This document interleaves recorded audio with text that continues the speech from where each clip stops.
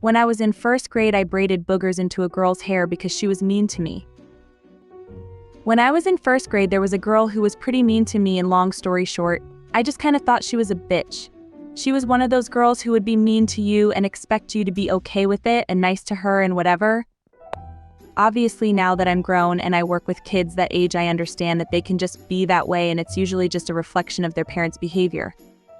Anyways, I don't really feel like what I did was so awful, not because as an adult I still think she deserved it, but just because it's generally just kind of funny and harmless. She let me braid her hair while we were all sitting in a group on the floor watching a movie or something like that. As I braided, I picked my nose and purposely braided my boogers into her hair.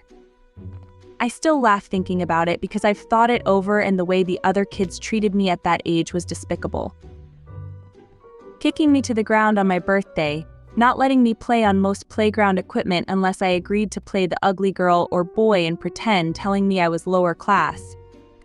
Convincing me I couldn't be their friend unless I decided to become a Christian, constantly telling me I was going to hell, breaking into the bathroom stalls while I was using them.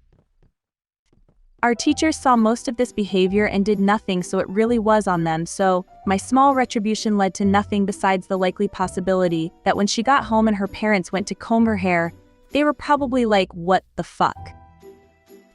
When the comb kept getting stuck in the snot I'd braided in. So I'm kind of proud that I resorted to braiding boogers into a girl's hair instead of violence, prejudice, bigotry, or exclusion like they did. I do feel bad, however, learning that this same girl went on to abuse substance so badly that she's apparently, from what I've been told, now pretty much a vegetable.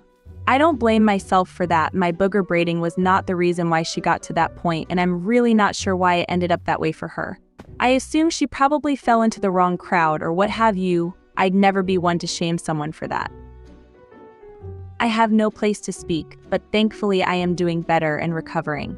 Like I said though, regardless of all of that, I do feel sad to know that she landed in such an unthinkable situation, and I still have empathy for her.